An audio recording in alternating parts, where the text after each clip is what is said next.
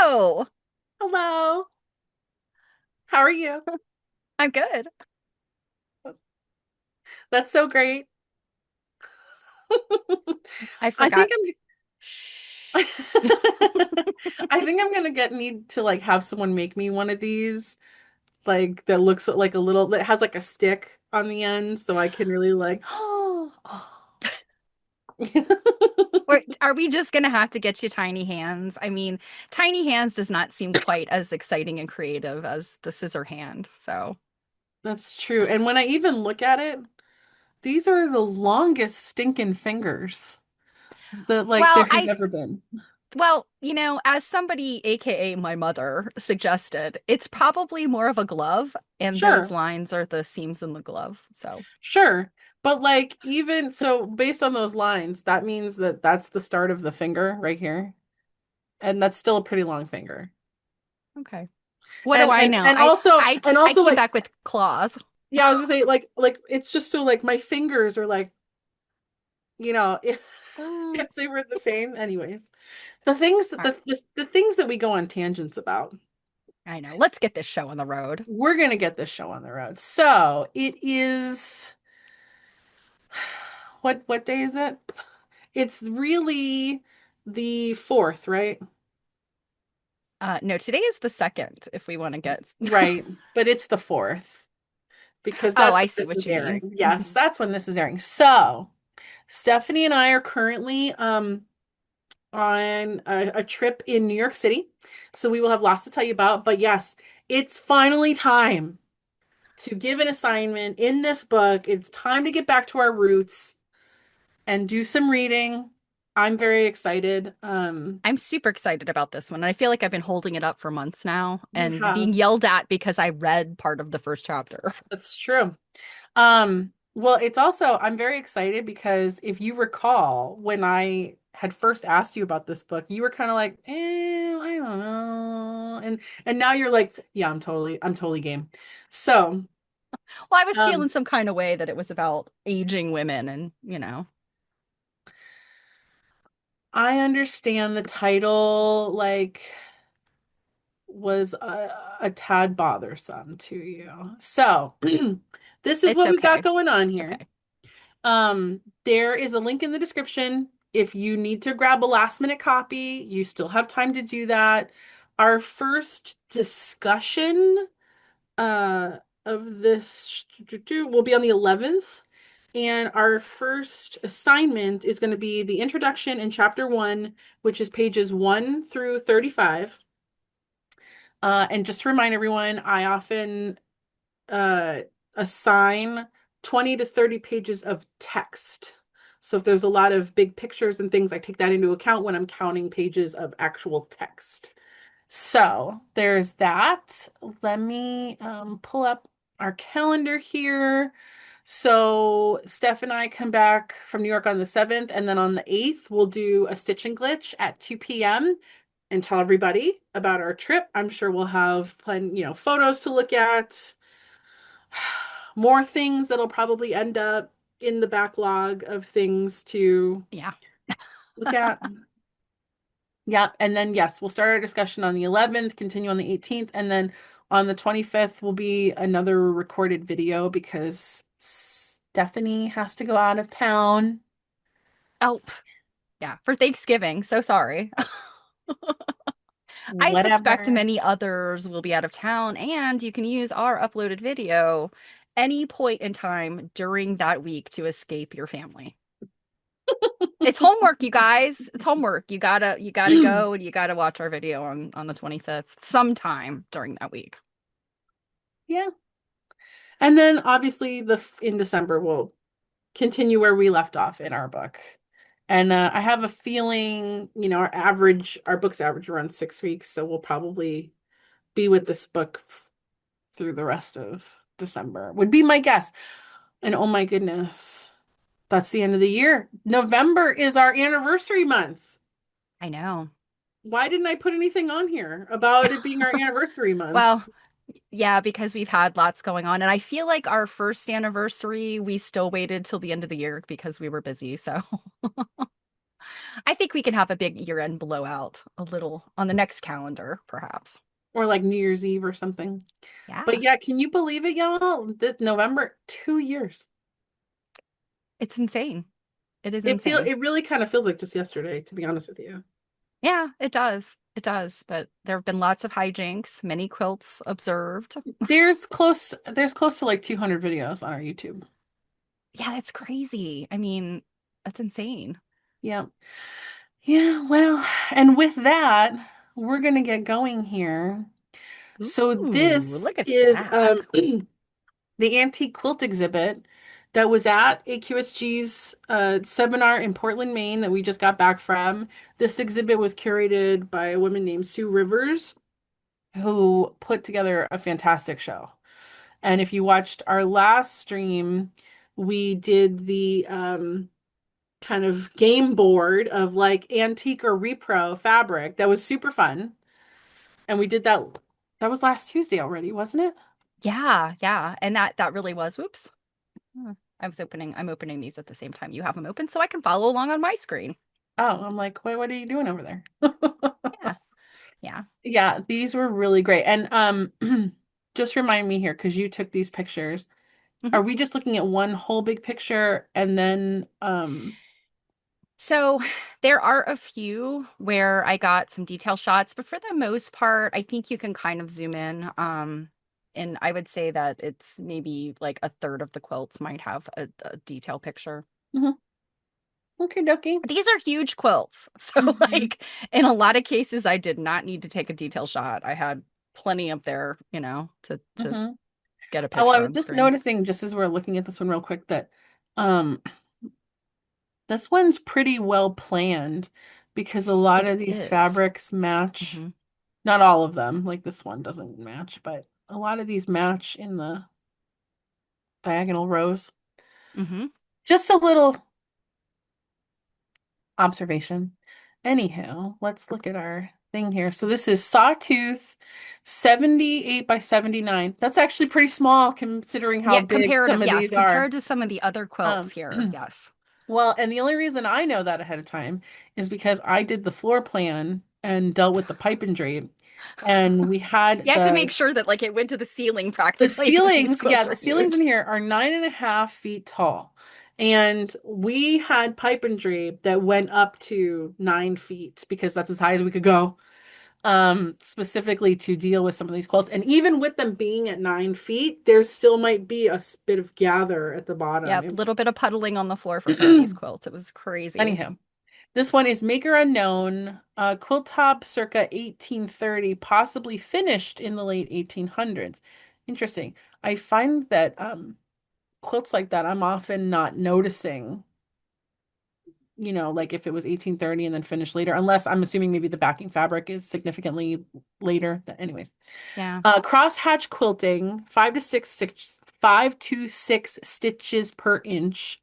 This quilt was purchased in Maine from a Florida dealer who thought it was from New York or New Jersey. Sadly, quilts at this age have often changed hands several times, losing their history along the way. Despite the damage to several of the fabrics, it's hard to miss how stunning they once were. So, Yeah. And so I think there's several so here's some brown disintegrating here. yeah, some brown loss, but yeah, several very bold chintz. There's a lot of chintz obviously, Yeah, and these stripes. yeah, this red one right here. Yeah. Yeah, here's some more disintegrating here and here. But it's funny, yeah, from far away, you wouldn't have even noticed that. It looked like it was like part of the fabric. And look at this hummingbird. Oh my goodness. Oh yeah. Oh my goodness, I totally missed that. Some of these chintz patterns, I mean, I go back and forth. I love them, I hate them. But some of the birds. that they put in these chintz patterns are either very fanciful or they're just really charming. Mm-hmm. Um, I liked this quilt just because it's visually it's stunning. I think this quilt made today, in reproduction fabrics or in modern, designer fabrics would just be just as stunning. Here's that pheasant chintz Hmm. with just the body. And I have, while I appreciate where they've used the chintz for a broderie purse and cut out all the pieces for those type of quilts, I also wholeheartedly respect quilt makers that were just like, I am hacking into this, and wherever the pieces and parts fall, they will fall where they will fall. Yeah, this one is really, I'm also surprised how clean the white Hmm. fabric is. Well, here is a little tip. I won't get into all the specifics with quote unquote whitening quilts because I had some stuff explained to me that is very helpful for cleaning quilts, but it's kind of got some caveats. So I won't talk about that right now. But just putting quilts in sunlight Hmm. can make a difference. And I Hmm. I was shocked when somebody showed me what they had done. They literally laid pieces of paper over parts of the quilt, like the printed fabrics, and only let the sunlight, like full-blown sunlight touch the white part. And the difference was just like Hmm. amazing. So Yep, don't that, I discount mean, sunlight. even when people think like, oh my God, this quilt stinks like old, like old Yeah. attic, you know. Hmm. I just unboxed an auction lot yesterday from Virginia. And if I ever buy from them ever again, I'm totally having your mom go and pick it up. Oh, Um, because their because they shipping they was not char good. was ridiculous. Yeah. It was not good. But anywho, I ended up with a couple of quilts in that lot, even though I wasn't planning on them, but I got them for such a deal. And when I took them out, like they have that really old house smell. Um, Hmm. but they're probably, at least one of them is probably not something I can wash. And never underestimate putting them out in sunlight on a breezy day Yeah, and just will letting take a some. lot of that smell out, It believe it or really will. not. Yeah. You just have to be careful in direct sunlight with your actual printed fabrics.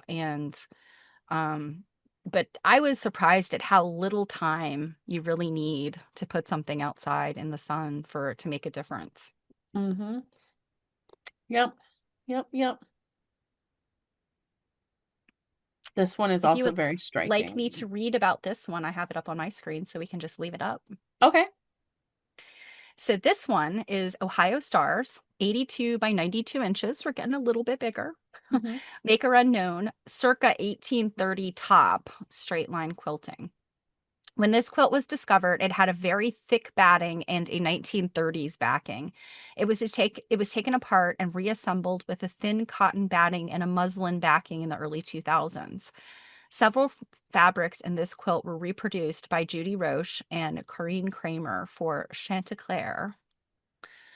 Hmm. Um, and that's interesting. I've been looking for who were creating the fabrics Yeah, I for was Judy just gonna Roche. say on Tuesday, people were wondering who'd made the reproduction fabrics, and Yeah, and I think I don't even know that I've heard of that manufacturer. Alexander Henry I know was one, but Chanticleer, and it's spelled Chanteclair. We'll have to look Hmm. that up. Hmm. Must be one of the smaller fabric places. I really like this block right here. Yeah, and this one is one of those ones where, it's also very striking from a distance. And then when you get up close, you're like, oh, these colors that they used, Hmm. the yellows and yeah, that really beautiful, like minty toothpaste green, or aqua. Reminds me of Or Aqua like, Fresh. it's funny. I understand it's probably just the light, but this dark looks like from here, it looks like a batik, even though I know it's Hmm. not. But and then anything with a plaid in it. We love plaid. Yeah. It's funny. I wonder why they took it apart. Well, I mean, I guess the very thick batting and the 1930s backing. But I'm So thinking, I'm guessing like could it have been like a poly bat?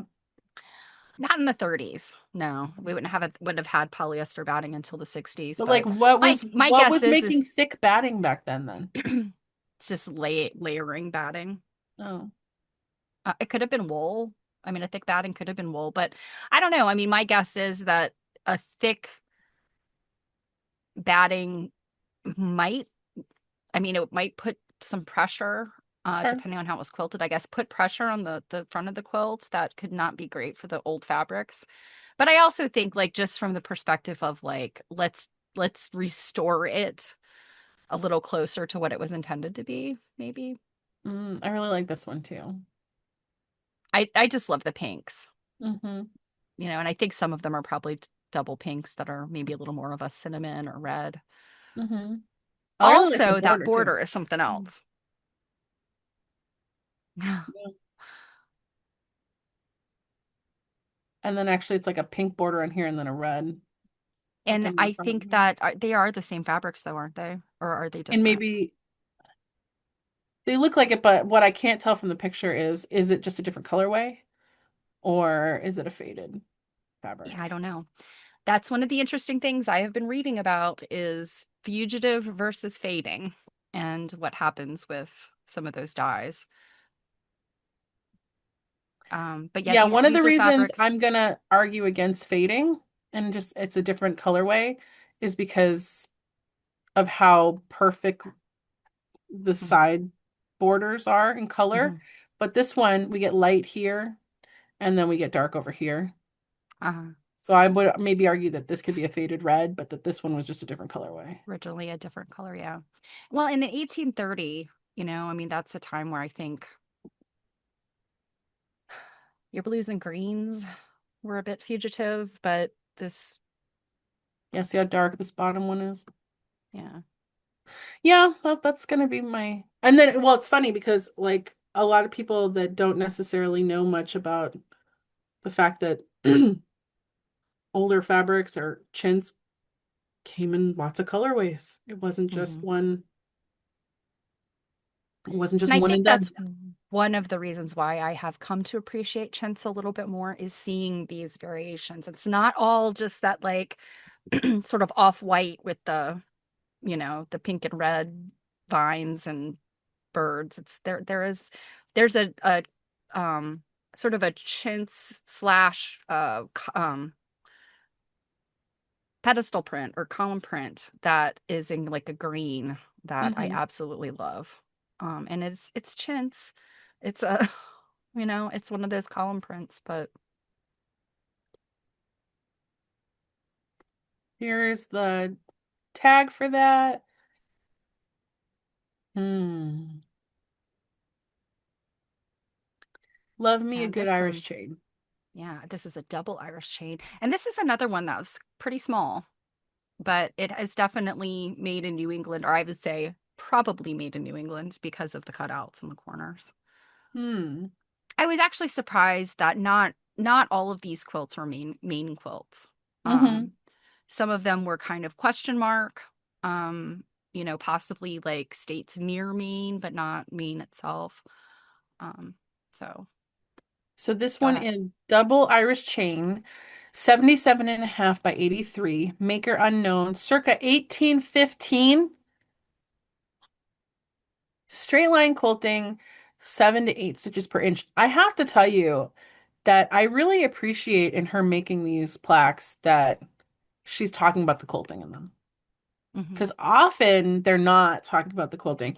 And one thing you almost never see is the stitches per inch. Yeah, I feel like stitches per inch used to be such a big deal when when I was younger and my mom was very involved in the quilting industry. That's everything was like, "Oh, your stitches per inch, your stitches per inch. Oh, look how tiny she got with these stitches per inch." And you don't hear that very often anymore. And I think one reason is because people aren't hand quilting as much. Hmm. Um, but also I just, is that something that we've gotten away from because, we're kind of like, "Oh, we can't achieve that as readily anymore. People just don't have the time to develop that skill. I don't know. So it continues on with this quilt was probably made in New England. At a distance, this quilt appears very dull in color, but as you get closer, you'll see bright blues, greens, and pinks. Apparently, I can't speak today. Um, I keep tripping over my words. And I'm gonna guess that the whole reason it's probably New England is because it's got the cutouts. Mhm. But yeah, the quilting is like really, really stands out. It really does, yeah. And once you get in there close, you can see, oh, that is a green Mhm. fabric. Mhm. Yeah, it looks like so some of this, might be fading, but it also just looks like they just didn't pick out a lot of contrast. Right, yeah. This is like a Mhm. green and like a I seem to think like, and I don't know if you'll be able to get in there closer. And I wish I had taken a detailed shot for this one, but It looks kind of like um, a brown. yeah, but I am not sure whether it was like a. I think it has flowers on it. I think it's like a floral. Well, also let us just remind everyone too that we are looking at these under like fluorescent lighting in Yeah, like an expo room. It's not museum quality lighting. Just and I was dodging people. So, in an attempt to not get people in these pictures, I sometimes stood back kind of far and didn't get a good detail shot. yeah, But so like you can tell the difference here because here like here's a portion where we've got like a lot of contrast right here. And then to compare that with this bluish, maybe kind hmm of reddish print with this like polka dot hmm that looks kind of greenish brown, maybe. How important contrast can really be. hmm Absolutely. Yeah. Well, and yes, that's a perfect examination of like color theory and like Mhm. how something does end up looking kind of dull and muddy when you don't have, when you put certain like print size and colors and value together. It's Mhm. The one thing I really like here about this border is I feel like this is a really good example. About how big do you think these pieces are? Do you think it's like a 5 or 6 inch square? I would think that they're bigger than that, but Okay, but so at um least at least a 5 or 6 inch square. But so mhm, for people, there are always people that have fabric in their stash that are like, I love this fabric too much to cut it to cut up. it up. And what do I do with it besides make a backing or a border, like a just a straight border? And I'm always telling people to pick something in your quilt that needs a really big square that can Yeah. showcase your really Yeah. pretty fabric that you don't want to cut small because maybe, I don't know, maybe it's a big floral, maybe you'll lose part of the pattern, maybe you just love it. And this kind of border is one of those examples because when we, step back here, you really notice that border. Even with, hmm it's interesting, this border's totally off center. Yeah. I just noticed that, like, she just squares all across here. And then the setting triangle, like this borders, like, but anyways, it's still showcasing that same print the whole way. hmm Yep, that's a good And one. you kind of wonder at the time this quilt was made, like, was it considered um, successful? If you created a quilt like that today with that situation on the border, um, I would think just about any show is gonna either reject you or you're not gonna get the blue ribbon if you enter it into the, the fair. So, I wonder if at the time was it looked at that way as well. Yeah, I don't know because this border almost looks like a leftover, like from something else. That's why I was checking to see if the side and the bottom ones hmm were kind of, correct, and they are. So I'm like, how did we just end up with this random or Yeah. someone cut and sewed it together incorrectly, like didn't understand the assignment. Yeah. Um, Didn't plan well. And I've having done those things myself, when you don't take into, you measure and you cut and you forget your seam allowance or something. Because distance is not the same when you turn things on point. It's not the measurement is different. mhm. So. But you know what? This person is a quilter just after my own heart because Yeah. I have Yeah. I mean, definitely these, had to do some last minute improv. yeah, exactly. And Um, that's those quilts are the ones that speak to me. I know people will, beg, borrow, and steal to get just beautiful, pristine quilts. And, a 200-year-old quilt that is just beautiful and pristine, like, oh my gosh, knock me over with a feather. But the things I want in my collection are going to be the ones that are a little funky. mhm. Because to me, that speaks to the humanness in the quilt, right? Oh, I know this is another good one. I just love stars apparently. Yeah. This one's called Compass Star. And I Hmm. remember thinking to myself, well, that's a whole lot like a mariner's compass, but I guess the points, the way they're broken up, it makes them a little bit different. This one has signature or names inscribed. So, Compass Star, 76 by 90 inches, maker unknown, 1840s. Beautiful outline plus additional decorative quilting, 12 stitches per inch.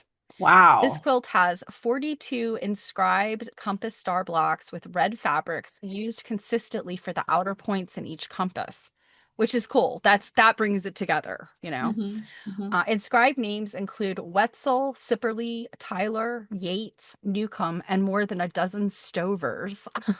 With more research, the quilt's owner hopes to find out about its history. Oh my God, can you imagine if it's related to like Russell Stovers? I want to talk about Sipperly. That's a cool last name. Hmm. Um, Yeah. and the And the quilting name on Tyler this. is spelled with an O, Tylor. I was noticing the quilting from far away. Yeah, it's got some really dense quilting. And from what I remember, if I was looking when I was looking at it, I can't remember how those are set in there. Um, if we've got that crazy situation where they were set in the round, I can't remember that. Or if they're just in square blocks. I can't remember. And I see it's probably hard to see. This is where I'm kicking myself for not getting as many up close pictures as I wanted. Yeah, I'm not. Hold on, let me. Because like I don't see, I don't see a seam. yeah, I don't see seams there in between. Um, This one looks so cool with the blue the way it is. mhm. And sometimes like so I think that the stars themselves are pieced. Hmm. Um, but I'm not sure that the whole like compass piece is not like applique on or something. I Hmm. or set in. Like I'm not sure. Hmm. This is one of those ones where you look at it and you're like, how did she not lose her mind? Trying to get these things to work out. Yeah, it's also interesting to me too that the based on the way it's hanging, that the names are going, you know, The wrong direction. yeah, I what's the word I want? Vertical, Uh-huh. horizontal. Uh-huh. Okay. Yeah. Yeah. I also like that greeny, that yellowy green. That Hmm. fabric is fabulous. Kind It of mu just mustardy. yeah, Yeah. that's a color I just love. It's not yellow, it's not green. It's like it's both. Well, of course, up here we have my plaid. Mhm. Oh, God, look, man, the quilting on here is just like really Yeah. And awesome. in some cases, like the way that they've cut, like that, the one that's like the second block down all the way in the edge, right above the green, the way they cut it. And I don't know that that was like intended fussy cutting. I think it just could have been serendipity that had happened, but it almost gives those points like they almost look like cones. Like they Hmm. almost have like a three-dimensional look to them. Hmm. Yeah. Yeah, it's a nice one. It's a nice one. Oof. Now, this one is a bit of a nightmare. They really liked their chintz on this one. Yeah, and this isn't the only one. I showed another one on my stream the other day that we'll get to see. And I'm interested to see what you think about it. But yeah, sometimes the chintz when it's mixed with a lot of like just white or off-white, I think is fantastic. When the chintz is used as is, it can be very overwhelming in my opinion. Hmm. So this is 9 patch with wide chintz sashing, 66 by 84. Well, this one's just a baby quilt compared to all the other ones. Right? Maker. The top was made by Grandmother Moore and later quilted by Aunt Sarah, as documented on the back. Grandmother Moore is believed to be Mary Armand Moore, 1791 to 1850. Top is circa 1830. Assembled and quilted in 1894. Straight line quilting, 6 stitches per inch. Several wonderful chintzes were used for the 4-inch wide sashings in this quilt, but don't overlook the great fabrics in the 9 patches. These include some early lapis prints and additional chintzes. Chintzes. How many different chintzes can you count? I feel like that's a Dr. Seuss. How many chintzes can you count? So it's funny, I looking at the sashing. Yeah, so I don't tend to be a fan of sashing that is wider than like the pieced blocks like this, unless it's a white or like a really odd, like a really bland color that's meant to fade into the background so that the prints pop. Because yeah, because the chintz is so wide, it overpowers Yeah, all of these that nine is yes. patches. This is just plain and simple design that she really wanted to use that chintz fabric. Yeah, And that being said and though, I I think love it's this print. two different ones if I'm not Yeah, mistaken. yep. It looks like two colorways. Yeah, and they're very close. Like there's a Yeah, more pinky one this and a one's more like a tan brown and this one. one's like a brown. And Yeah. then like one more piece. No, this one actually might be different on the A end too. third one. It almost has like a bluish tint to it. Again, we're not in great lighting. Um, Yeah, it this one's almost, got a this honestly, one's it just a almost lot. kind of looks like she just took the whole length of a fabric, like the yard, Yeah. and Yeah. then just like applicate these down. Yeah, I mean it does kind of look that way. I mean I just think she whacked like some big strips and then cut those strips up. Because I mean, yeah. Hmm. I really wish like these fabrics are admittedly fantastic. I really wish she had been more discerning with the chintz. And perhaps put those some of the chintz on the back as stripes, a strippy quilt, a two-sided. Well, Um, maybe they are, and we just because we're not seeing the yeah, back. I did not get to see the back of many of the quilts because I was hurrying through trying to get pictures and I didn't have a white glove person to to hold up the back for me. Hmm. But yeah, this is yeah. I have nothing else to say about this quilt. Quite a use of chintz, that's for sure. We're just crossing our fingers that she didn't have so much of the chintz that she made curtains and upholstery and all kinds of other things out of it. Because, And gosh, jumpers for the kids. exactly. Um, yeah, nobody would have wanted to sit in her parlor. Oh, wow, that's a Now, really big cutout. yeah, now we're getting to the big uns. But this one also perfectly illustrates the kind of lighting that we're working with, just Yeah, so. And how yeah. close some of this pipe and drape had to get to the ceiling. I know this one is like that. Yes, it is very close to the ceiling. Hmm. Um, So this is an uneven 9 patch, 110 by 104 inches, and this is not the biggest one. Maker unknown, circa 1830, straight line quilting, 9 to 10 stitches per inch. This quilt descended through a Yarmouth, Maine family. The combination of simple pieced blocks alternating with printed squares and set on point is often seen in early New England quilts. The bedpost corners have a 26-inch drop, meaning Wow. yeah, that's the part that's dropping down the sides. The red and brown prints are often found in quilts from the 1820s and 1830s. And what I had read, not just about like the drop needing to accommodate like the feather beds, because they've used like big feather, like, or, something warm under there and they stack it up. but also to keep the drafts from like being under the bed. Mm-hmm. So it was almost like a curtain all the way to the floor. So it wasn't Mm-hmm. just accommodating the depth of your feather beds or whatever your mattresses were, but it was also to keep drafts from under the bed. And that made a lot of sense. Like I get it. Maine is cold in the winter. It's very close to Canada. Like um and What I I'm just look at this noticing, and see the difference between this and one of these smaller quilts, or like one of these smaller quilts, it was from a family that was warmer. They mm, didn't have to worry about as a cold of a winter, I guess. Oh, hmm go ahead. I'm sorry. what I'm really noticing here is this quilt is extremely planned in execution. Yes, there is definitely some plan symmetry in this quilt. Yeah, the way everything is placed, like there's kind of no accidents here. Like there's down here where they just didn't have enough of something, so they had to put something else in, but they put it right in the middle.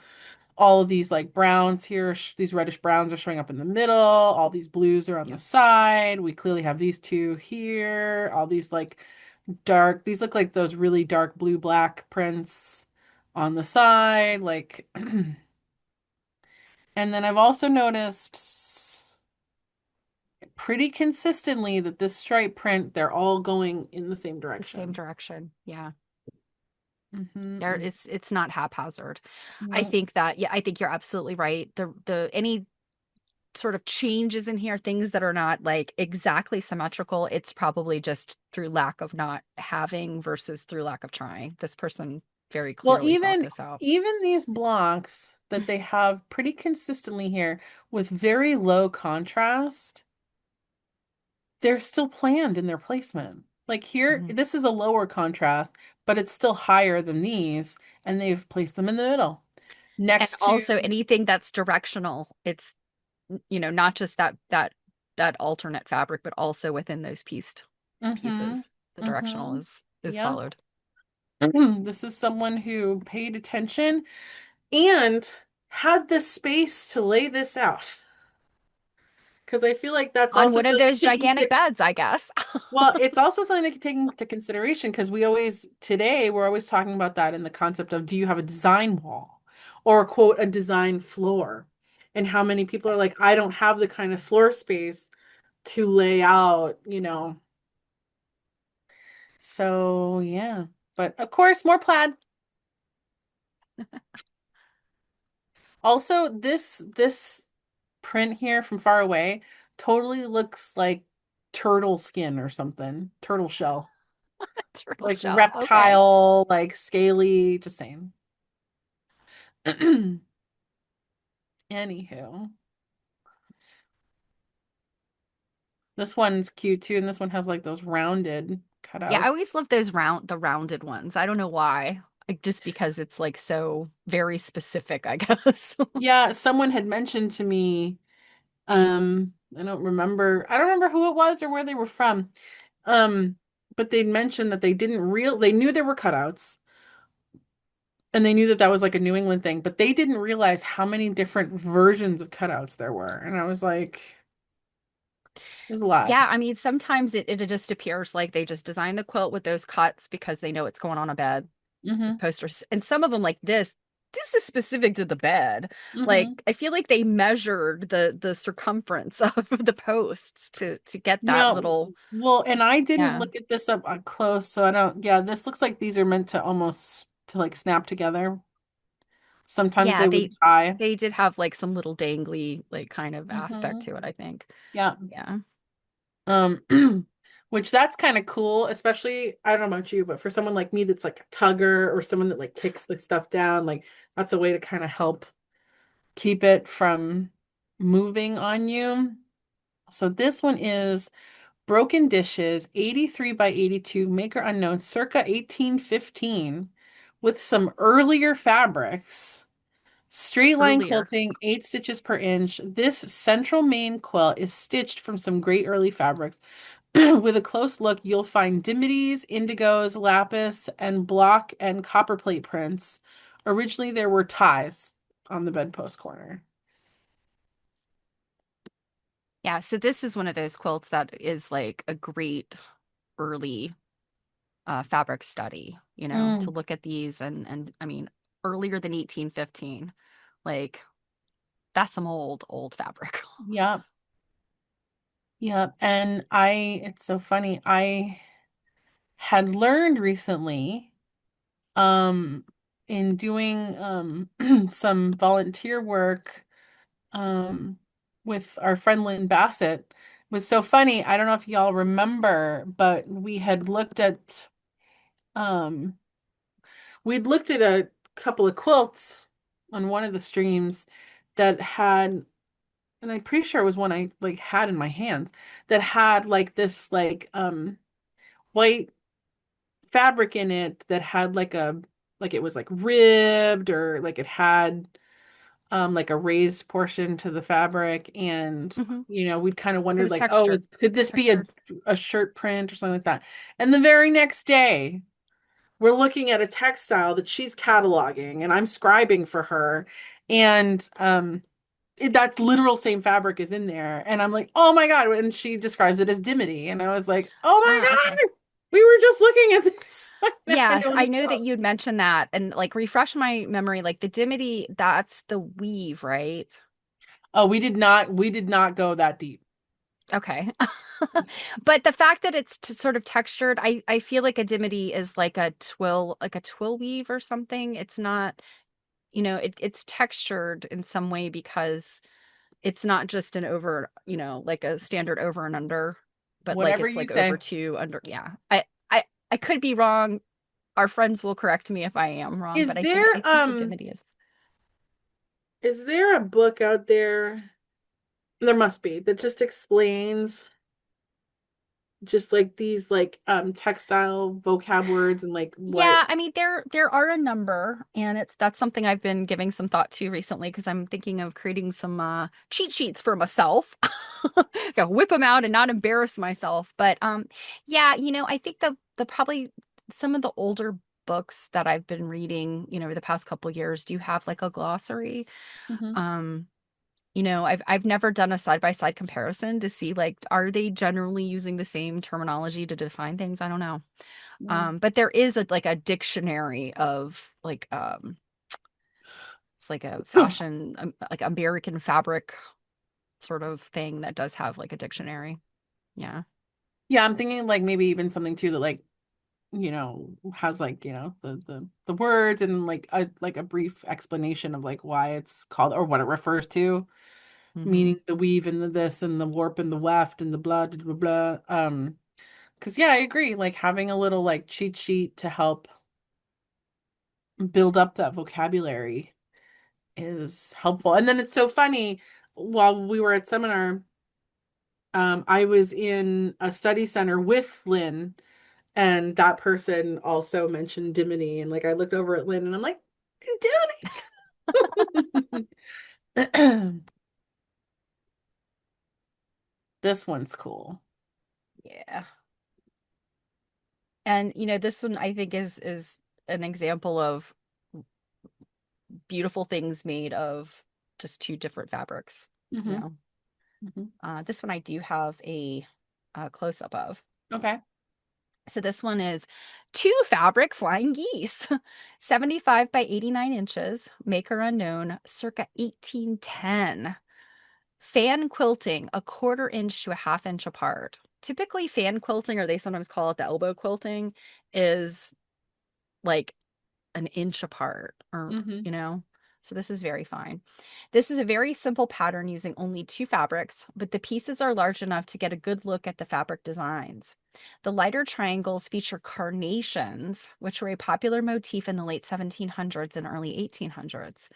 Traces of pink in the background suggest it has faded. The combination of brown, pink, and blue was popular when this was made.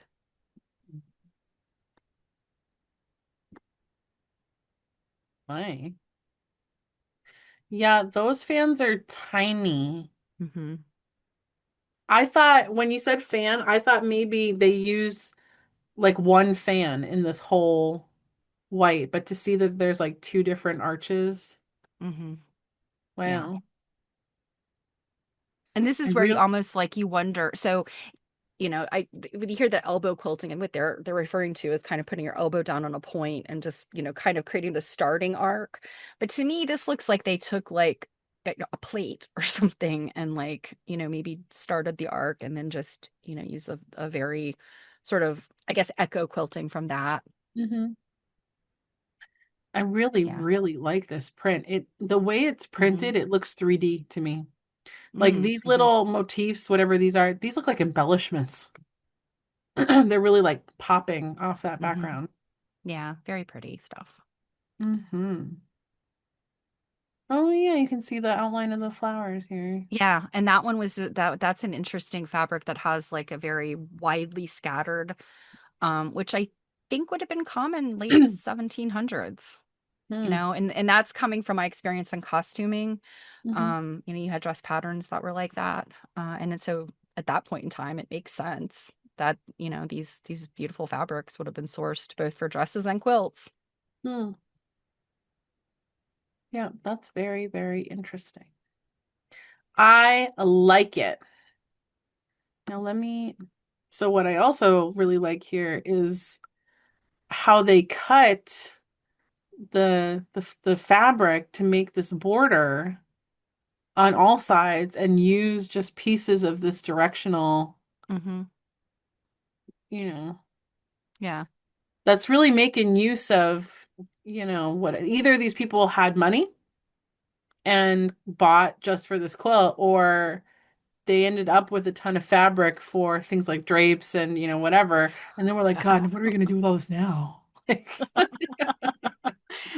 Yes, they've made 12 ball gowns and all the Yeah. curtains and yeah. Hmm. Hmm. Well, so often our friends tell us, when you think about like even highly populated places like the East Coast would still have had rural, you know, uh, farms and things. I mean, we were still very agrarian and you make your trek to the general store or the peddler comes by, you buy stuff by the bolt because you have lots of needs with that Hmm. fabric. So Hmm.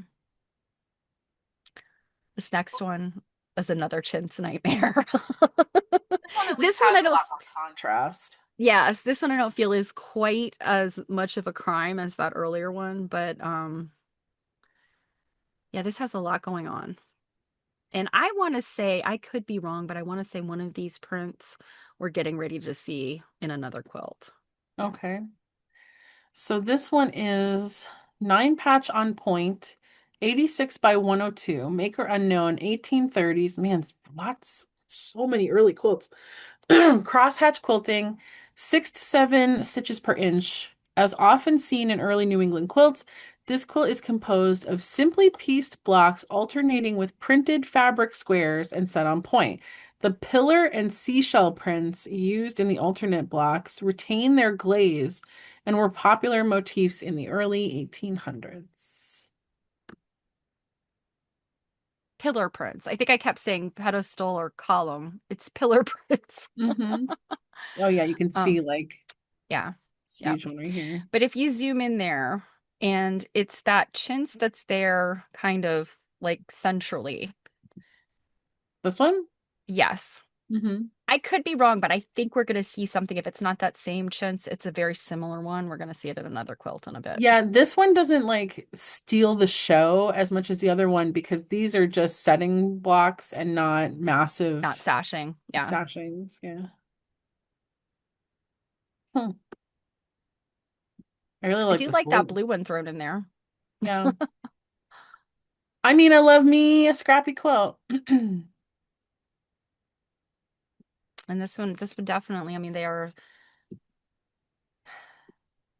doesn't seem to be quite as much planning here. It was kind of like, well, got a lot of these chintz squares. Interesting how they chose to end the quilt here. And like they just kind of cut off the edge, but not like halfway through or anything. They just kind of were like, And this corner looks good. we see a significant number of quilts like that too. And and sometimes it's because they've been rebound, they've had to trim off some tatteredness and rebind it. And then sometimes it's like it looks like they just had a need that they needed to fit a space and it just whack off what they didn't need. Yeah, they did the same thing on the bottom too. Hmm. Hmm. Hmm. Oh. Yeah, this one's interesting. So this one says Pennsylvania medallion, 98 by 108 inches. Maker, great great grandmother Wells. That's real helpful. Great great grandmother. That's what we knew her as. 1820 to 1830, straight line quilting in a variety of designs, 6 to 7 stitches per inch. This quilt was accompanied by a note that read, Great great grandmother Wells made this, lived in Bloomsburg, made to occupy her time. The backing is a panel of a late 18th century block print and some fabulous indigo prints. I didn't get to see the backing. I'm bummed about that. Hmm. Um, but this has got some birds and I think some eagles and is just really fun and scrappy. And I actually have, and I mean, by no means is mine anywhere near as old as this. I think mine is at the oldest, has fabrics from the mid 1800s or late 1860s ish. But it's like this. It's kind of this like medallion, like there's a central thing that's surrounded by borders of scrappiness. Um, I just think this looks so interesting, you know? This definitely looks It's like it has English medallion influence. yes. Uh-huh. But I mean, it Um, says, made to occupy her time. Well, she was probably a very old woman at that point, in her 50s. And they'd give her something to do. So, yeah, I also just really like this like really striking blue. mhm. It really makes everything pop. Yeah, and I really appreciate things like this because it's like she just did a bunch of stuff. She did Hmm. these, like 9 patches, and then she did these triangle border things. She did a little applique. She put together some strips. It's weird because the this applique in these corners looks modern to me. Yeah. It has a feel that like, I mean, I could see something made today with reproduction fabrics to look like something like this. Hmm. Hmm. Yeah, this is a neat one. Yeah, in the 9 patches there at the bottom, Hmm. those yellows are, really pretty. They've retained their yellowness. Hmm. Yeah, it doesn't. I feel like that's not a yellow we're like seeing super often.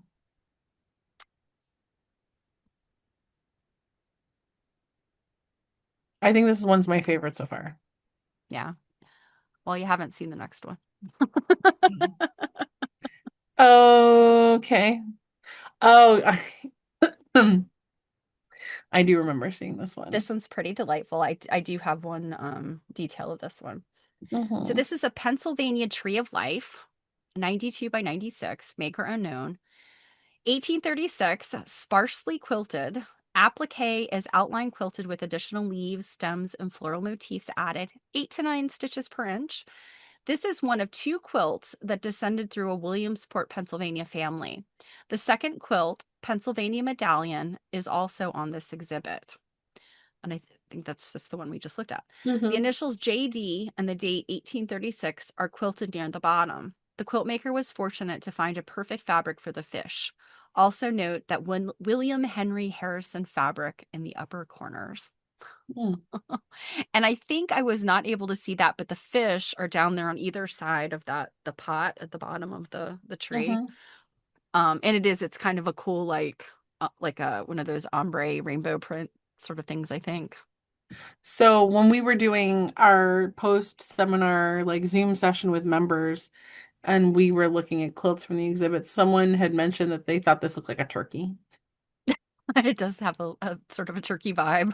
Hmm. Hmm. So what am I looking for? Oh, fish right The here. fish, yeah. It's like a rainbow print. Hmm. Um, yeah, I mean, this just has such a folk art vibe. I mean, look at those like dogs and birds and um just delightful. I mean, I just love stuff like this. Was looking for that spot where it said the date and stuff were quilted. Yeah, I don't know. See, near the bottom. Um, I didn't actually look for it, but nothing stood out to me. The quilting is, even though it's not like super dense, it is like it, it's very botanical. Like there's leaves that are just quilted in there. Hmm. Yeah, like I like this like daisy or something right here. Hmm.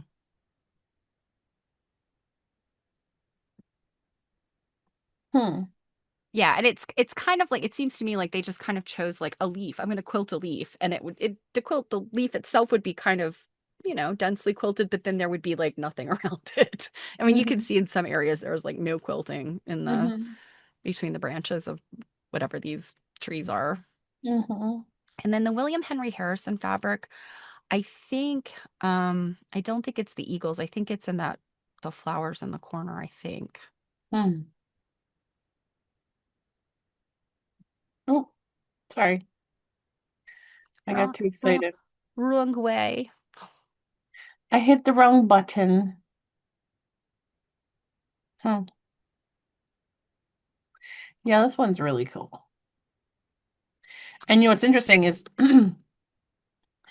while people are watching this video, we are going to be in New York, and one of the things we're going to do is we're going to go to the new quilt exhibit at the American Folk Art Museum, Ecology of Quilts, and there is a quilt in that show That that, has these same vibes. yeah, it Yep. feels just like this quilt, Hmm. which is very And yes, interesting. I would say because it is happens to be one of my favorite quilts, and as far as provenance, I know at least the last place it resided Hmm. before it went to the Folk Art Museum.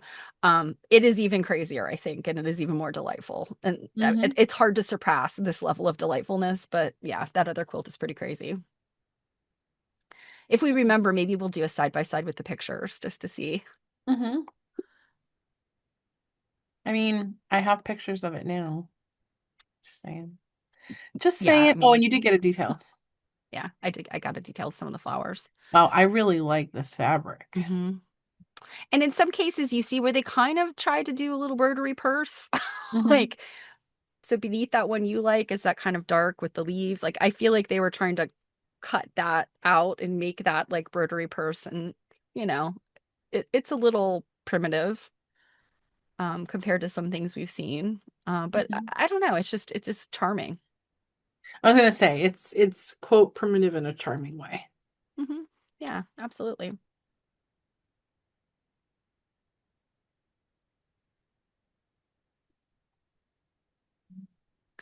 This is one of the big ones because you can see it puddling on the floor. And it's just got a lot of like plaid looking stuff in it. And then this looks like an ombre print, right? From far away. Yeah. And this one has Yeah. symmetry. Yes, I got a close up of that print because Mm-hmm. I just love that fabric. Um, but this has symmetry. If you pull back and look, um, there's a couple places in the middle where it's not quite symmetrical, but you can see like the blue, that individual blue is like on either Mm-hmm. side. Yeah, Um, like these blocks here with this like dark and yep, yellow are the same yep. over here. Hmm. Even the placement of like these blocks here. Hmm. Yeah, this Mm-hmm. is a person I think was working with what they had, but definitely made a plan. Mm-hmm. So this is a four-piece, eight-pointed stars. 106 by 107. Maker unknown, circa 1825. Straight line quilting, 9 stitches per inch. Unlike the 8 diamonds in a traditional Lemoyne star, the stars in this quilt are composed of 4 pieces, although those 4 pieces are often pieced pieces. The quilt has bedpost corners with a 21.5-inch drop. SH04 is cross-stitched on the back, leaving but a clue as to its maker. There's so much to see in regards to the fabrics, including chintzes, colorful rainbow prints, and some interesting printed plaids. Yeah, this is probably like my favorite. Yeah, and if you look at the stripes to the like the yeah, those are pieced stripes. Hmm. And they piece them pretty darn good. Yeah. to like Yeah, line as good up, as they except could. for like down Yeah, here. they were attempting to. Yeah, for sure. I mean, they made a better But attempt than I'd made. but yeah, this ombre fabric, and even I feel like even my close up one is not as close. That stupid lighting. Um, but what pretty fabric. Of course, I really like this blue over here. And then yeah, these printed plaids are really cool.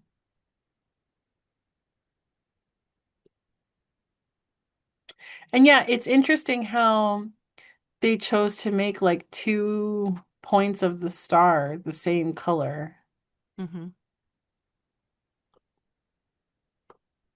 Hmm. Lovely. Lovely. Have we seen anything older than like 1830s yet? I I feel like no. These are some. I think that this was originally I had thought this was going to be an exhibit of Maine quilts. I Hmm. think this was an exhibit of really old as dirt quilts. I think that was really what we were getting here. This So one's of course, you know I fell in love with this because it's pink. So this is a pink and white orange peel, 107 by 96 inches, one of your bigger ones. A maker unknown, 1825 to 1840. Outline and straight line quilting. Here, here's a two fabric quilt that really shows off the fabulous pink and blue print. Notice how the print and the background change places on the 20-inch drop, which is cool. hmm You have to you wait a beat and you're like, oh. So the drop, they switched the robbing Peter to pay Paul layout. And I thought this was really cool. And I think I have a detail shot of this one too. Okay. Yeah, it's funny because this print looks totally different here than it looks like in the orange peel, Hmm. especially when they would like have Right. the They got a longer stripe going piece through of here. Like this yeah. one looks a little different because it's, cut up. But like when it Hmm. looks like these like elongated pieces, it's very, very different. Oh, yeah, you do. Get. Wow, this looks like where everything came together right here was quite a pain in the ass. Yeah. And I think these are appliqued. They are not pieced in, I don't think. I'm having a hard time telling, but oh Um, no, they are. yeah, they They are look pieced pieced. in. Yeah, they are pieced in. Okay. Because I was gonna say like that really makes sense for them to be pieced for this Yeah. this intersection to look like a Yeah. hot garbage. Yeah. But even with that, even with things like that, this is a pretty stunning quilt. Hmm. Hmm. Oh yeah, I only even noticed because we're like zooming Hmm. into it. Yeah. The thing is, like, I think, these beautiful quilts, like, zoom in on any quilt, really. I mean, go look at the quilts of some of your heroes. People today that are quilting, and I'm not saying like disparage anybody's work, but when you get up close, you can see like even very well-known award-winning quilts are not necessarily perfect. I would say the ones that are perfect are those ones that are made by people that might not be human. I don't know. Those ones like in Houston, those are the kind of quilts that like a handful of people are capable of making that, a lot more beautiful quilts look like this when you get up close. Hmm.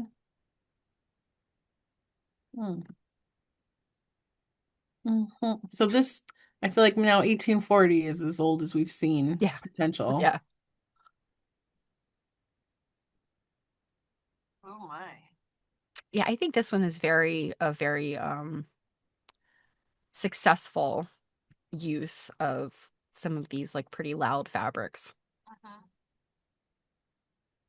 This one looks like it would be at home in an 1980s house. Yeah. Well, and I mean, there's a reason why in the 1980s we loved these colors because this Hmm. period was Yeah, I feel early like the 1800s. 1980s had a lot of orange and brown. And blue and pink. Yeah. So this one is Ohio Stars 81 by 81. Maker uncertain, but the name L.E. Judd is inked on the back. 1840s. Straight line quilting, 7 to 8 stitches per inch. This Belfast, Maine quilt is marked L.E. Judd in ink on the back. It has classic New England bedpost corners and a wool batting. The colors and style of the prints are very typical of the 1840s.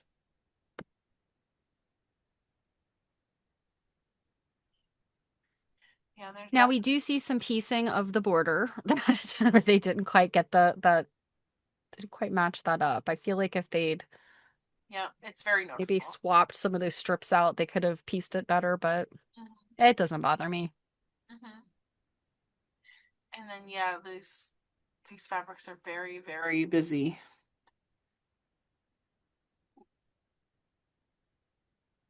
But I think that with that, and I don't know that it would be called a shirting print then, but that very tiny little print, the white or light color, that helps it. That's the only thing Mhm, that saves it.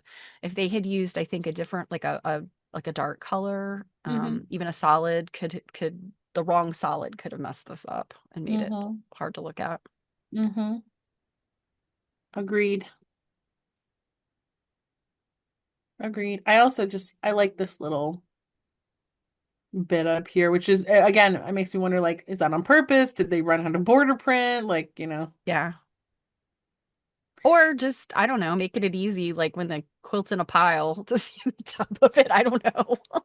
Well, yeah, it's just it really like to be a fly on the wall, when these were Yeah, being made. well, I mean, just, I don't know, for something to look different at the top of the quilt as opposed to the bottom. I don't know. Mhm. I don't even This is- remember this quilt. Like, obviously, I took a picture of it, but I'm like, I don't even remember really looking at this one. But there's a lot going on with this too. Well, and this one's Um, really cool because of how they did their border. yeah, and yeah, yes, the way they pieced that border and got yes, that is pretty amazing. This very much reminds me of something you might see today. Yeah, also the fact like this quilting here in these setting blocks, I can already like notice really well from here. Hmm. Are you Um, able to read this one? yeah, yeah. Um, so this is Medallion with Stars, 90 by 104. Maker unknown, circa 1835, straight line and filfot quilting. I can tell you what filfot is in a moment. I just learned recently. 8 to 10 stitches per inch. Some of the quilting marks are still showing in places on this medallion style quilt. Ohio stars surround a unique center. Although this quilt was found in California, the filfot quilted motif in the buff colored squares may indicate a Pennsylvania origin. The gorgeous chintz border is a pillar print cut down the middle of the pillar and frames the quilt perfectly. Ah, so that's why they got it to be so, it Yeah, had a it line to looks like a follow. double border. Yeah, yes, I see that now. They cut that pillar print down the center. That's brilliant. So the filfot or the filfot is that in those tannish colored, it looks like a whirling like paisley. Hmm. That's the filfot. And I learned that, and of course I probably seen it printed somewhere or heard about it before, but it really hit me when a friend of ours did a Amish quilt turning, and the filfot is seen in those sometimes. So it's Hmm. definitely probably if not a Pennsylvania origin, certainly, you know, influenced by somebody of Pennsylvania origin. This center block is bizarre. Yes, and that's the only thing, like I look at this and it doesn't make sense to me because the way that they handled that pillar print to do the borders, and all of the other symmetry, I don't know what is happening in this block. It's just so strange. Yeah, it almost looks like that these are pieces of trying to make one of the stars or something. Yeah. And they just went, oh, it doesn't really work. We'll just put it all back together in here, like whatever. And it looks very abstract. It does. And I don't know.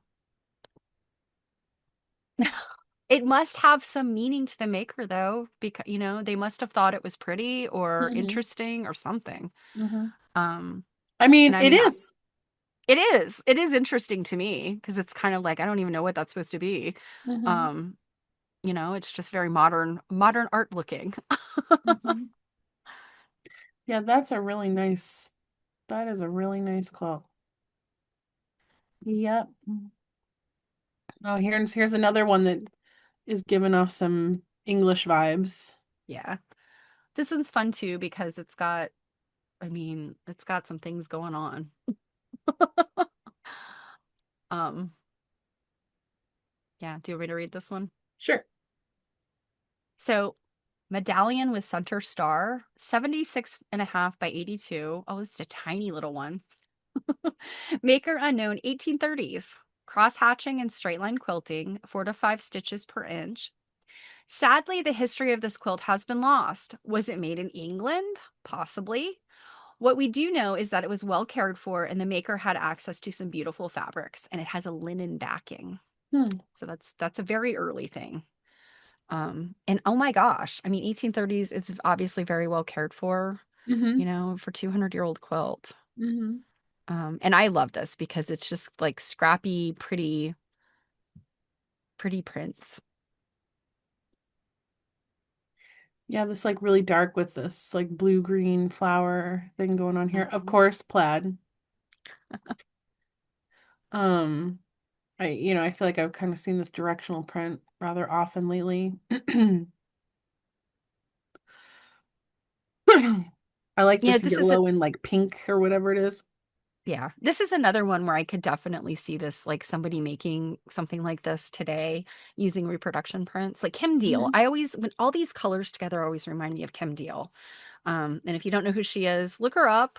I mean, her work may or may not speak to you. I love it because I really it's like very Kim Deal too. scrappy. Yeah, her last name is I think it's Deihl or Die. I think it's Deihl. I follow her on Instagram. And I also wonder with this one if that left-hand side is actually the top or bottom or something because of the way that it's got those blocks. Ooh, excuse me. Yeah, I feel like potentially Sue said that the sleeve was already on that side, and that's why. Yeah. But yeah, you're probably right.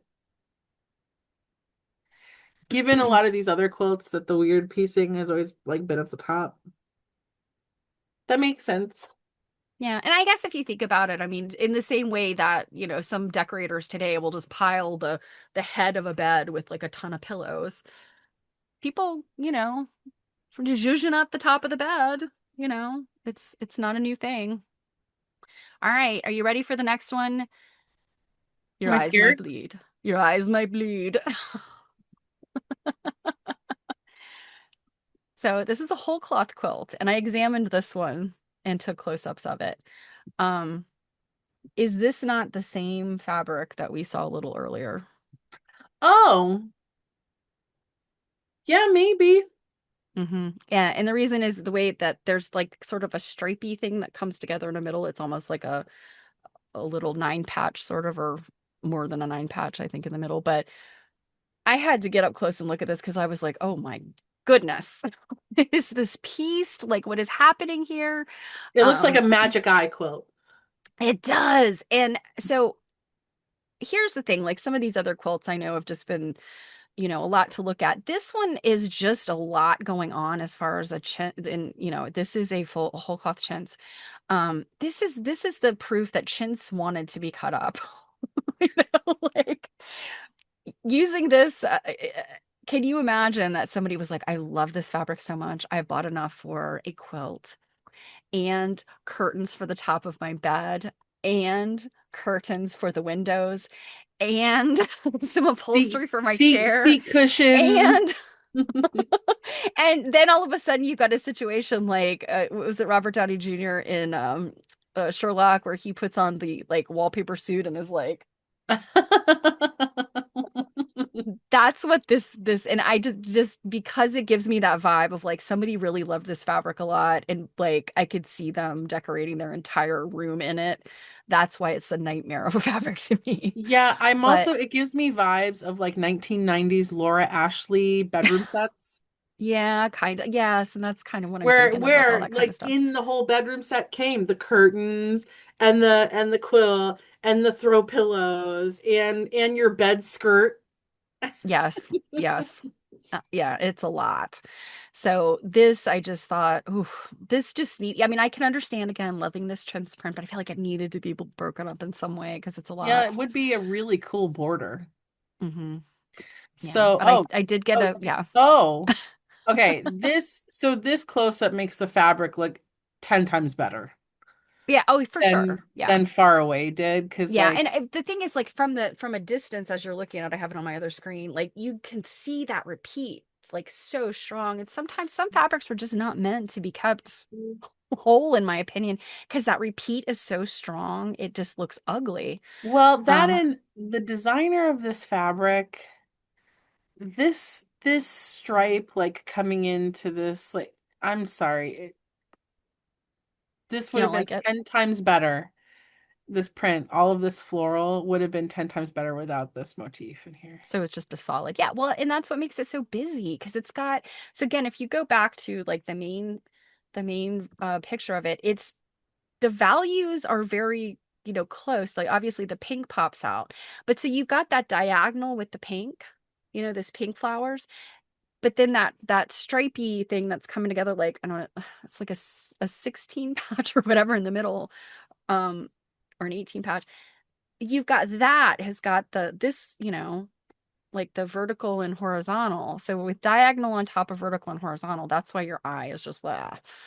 Well, Um, that in I feel like, and I obviously don't know for sure, so please someone correct me. So I feel like I've turned this on its side on purpose because I feel like we'd have to measure the repeat here. But I kind of feel that's the correct. like they needed to do this repeat better so that there was only one, let's call it a picket fence. There was only one like picket fence here. And instead, the way that they did the repeat, it lines up as two. Because see how there's only one in the middle here? Well, is that the repeat or is that the width of the strips of fabric? You said this was whole cloth. Is it It is, pieced, but it's but not it's it's not pieced a this single way? piece of fabric. Well, But see, it, that's the question. I don't know. oh, It so I was was gonna so say, I hard feel to like look often at. when I'm seeing whole cloth, it's pieced this. Okay, so maybe it is Yes. pieced vertical. No, because I think there's a seam right here. Okay. Hold on, let me. Yeah, there's a seam. So yeah, that double situation Is might have been just like baked in is and that not a pieced. seam? No, so this double Uh, situation is not a seam. You can tell it's print. Look at, see how it connects right here? Like yeah. that's printed that way. That's not a seam. But I felt like maybe there was a seam here, but now that I'm looking at it, it looks like it might just be a fold line. Hmm. So I feel That's like, the thing. It's so difficult to figure out. It's yeah, so so at least loud. I mean, from what we're looking at, they pieced it really well. But I feel like often when I'm looking at whole cloths that are pieced, usually I feel like the piecing, is going Sure. Yeah, long and absolutely. Yep, not. absolutely. So you couldn't find any seams when you were looking at this? I didn't look that hard because Let again, me like look at even in your, in person, this is an overwhelming pattern. I personally I still believe it's pieced in those areas that you see. Um, okay, okay, wait. So, the double, yeah. See, like you can see like little tiny bit, like see there that you just ran your yeah, your yeah, cursor I'm over looking. this little thing. Well, if you look down below that, Okay, there you that's what go. that, All right, yeah, there you go. There's a yeah, seam. yeah. See, like this is what gave it away. That little blip there. I don't know if you can see both of our mice, I can't but see your, no, I can't see yours. um, and this one, in fact, yeah, I don't know. I can't tell. This is a seam too, isn't it? Maybe not. I I can't don't see your know. I one. can't tell. Oh, Yeah. you can't see mine. Are you talking about right Um, here? yeah, I don't yeah, think so, because see how this blue goes over yeah. that. You're right. And up above it, we've got that little Yeah. blip. Yep. Yeah. But they Um, did a good job yeah. considering, Yeah. right?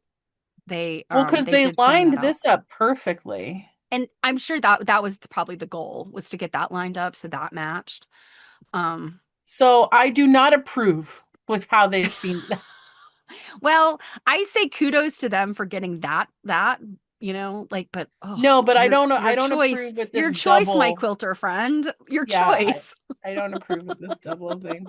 But yeah, they camouflaged that seam. But yeah, actually, now that I'm paying attention, that double flower motif stands out way more. Whoops, that's not what I meant to do. Sorry. I meant to go back. So say the double flower Hmm. where there's only double flowers in certain places. Hmm. So then the width, yeah, well, yes, okay. So the width was still the same, but you're right. They're piecing this way, Hmm. which normally I have come across piecing this way. And maybe it Interesting. had to do with like, I don't know, the lengths of fabric Yeah, that they had. yeah. I would have been curious too to see the back. I was afraid that it was the same fabric on the back and I was gonna run out of there screaming or something even worse. Um, yeah, I know, I mean, I know I've made a big deal about this, but it's an overwhelming quilt just to stand in front of it. You don't have to like everything. Well, that's the thing. I kind of like it a little bit, even though it's so awful. Well, this one, man, there's a lot of stars. A lot of stars. But this one is significantly easier on the eyes. Oh, you know what? Go back. We didn't actually read. Did we read the whole cloth chintz? We didn't Oh, read I thought the you thing. did. I didn't. Hmm. We started in on it the second we looked at it. So this is a whole cloth chintz, 98 by 111 inches. So not only is it like hard to look at, it is gigantic. Maker unknown, 1830s, crosshatch quilting, 6 to 7 inches stitches per inch.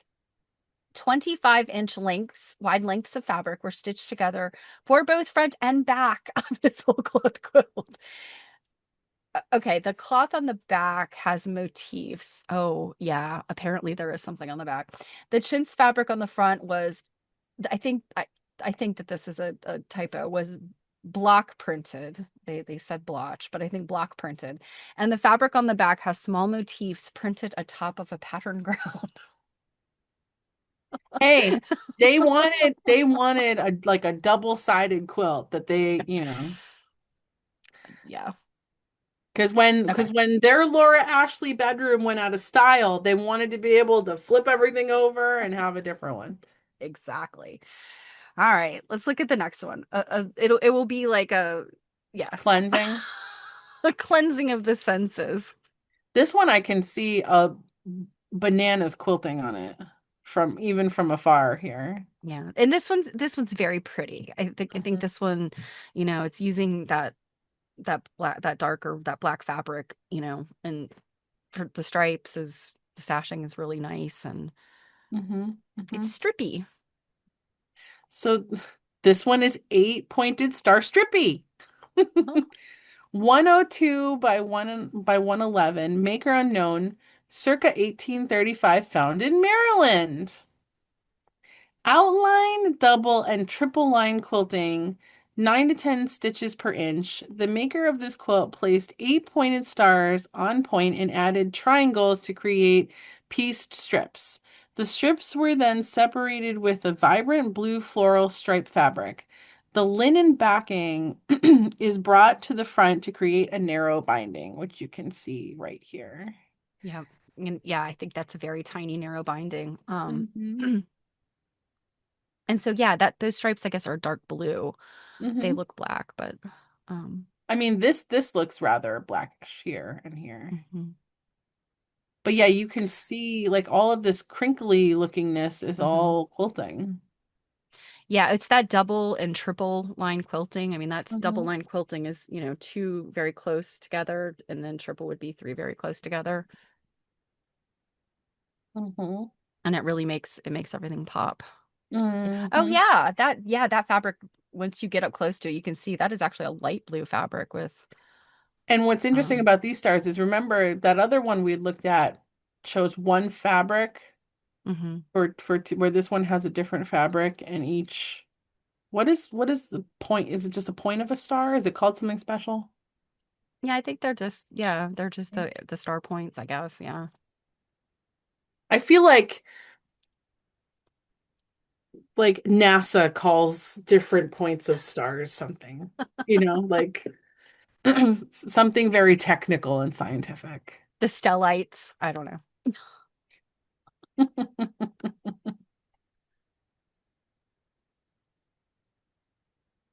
Uh-oh. I think this may have been an accidental picture. Why was this an accidental picture? Oh, it looks blurry on your end. On my end, it doesn't. Really? Maybe it's just the lighting. Yeah, I was maybe gonna it's say just the it's not lighting. it's not looking blurry on my screen. Yeah, maybe just because of the distance. But yeah, if you scoot in closer, it looks a little. It's not looking blurry at all to me. That's weird. Yeah. Hmm. Why did you do that, Stephanie? Also, in the cutouts, I wouldn't, obviously, I can't tell for sure without measuring, but this side of the cutout looks bigger than this side. Sometimes that happens. It could also be maybe some of the angles I was trying to get things straight and but yeah, I think you're right. This one does look like it's a little funky. Well, this has some fun fabrics I'm learning more about. Okay. Hmm. So this is blue and brown hexagons. Not a grandmother's flower garden, interestingly. 100 by 90 inches. Maker unknown, circa 1845. Quilted circles inside each hexagon and quilt in the ditch, 7 to 8 inches stitches per inch. This much loved and worn early Maine quilt features some of the beautiful Prussian blues. I'm learning about those that were so popular during the 1840s. There is also a variety of early brown prints, printed and woven plaids, and delaines. That is another one I've learned about recently, and I don't remember the specifics on delaines. That's why I need my cheat sheets. In addition to our giant chronological, like everything that happened in the Timeline. world that Hmm. pertains to quilts, we also need I need my dictionary. I wonder if this is hexagons and not grandmother's flower garden because there are places where it's just like a plop of stuff. Hmm. Like Yeah. here and here and here. And like here looks kind of like a plop where these other ones are very A like, plop. yeah, it does. It really just kind of looks like just a Yeah. bleh of different And colored also I'm hexagons. wondering, I mean, do we like grandmother's flower garden often is those like it's like turn of the century, Hmm. that those were so popular and English paper piecing and all that.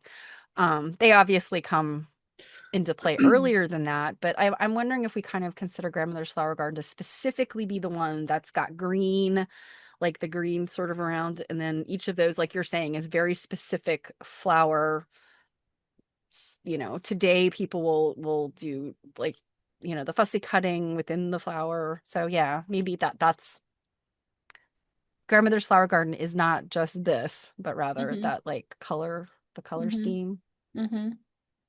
I'm really enjoying all the blue in this because, of course, I Hmm. just love blue stuff. Yeah, blues are fabulous. And yeah, it looks like there's a lot of plaid and um sort of ginghamy looking.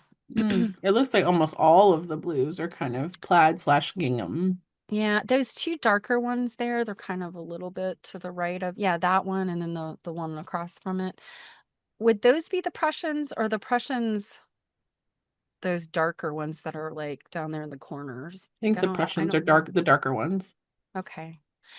Yeah, that's something I do know. Like Prussian is one that when it degrades, that like chemical process of making Prussian blue, they're the ones that come with those like gross brown like auras around them.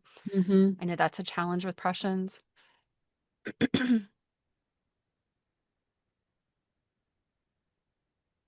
Hmm. This one's just very sweet. Hmm. Yeah, it really is. And I think I would have looked at it and kind of, again, when me still struggling on dating fabrics, I kind of would have looked at this and thought, gosh, when was this made? You know, um, Obviously, as I'm, learning, some of these are obviously old fabrics, but I wonder yeah. if like some of this might have been like purple. Yeah, there's some down towards the bottom that are still kind of had that purpley cast that makes me think that there was probably a lot more purple in this. Mm-hmm. Yeah. Hmm.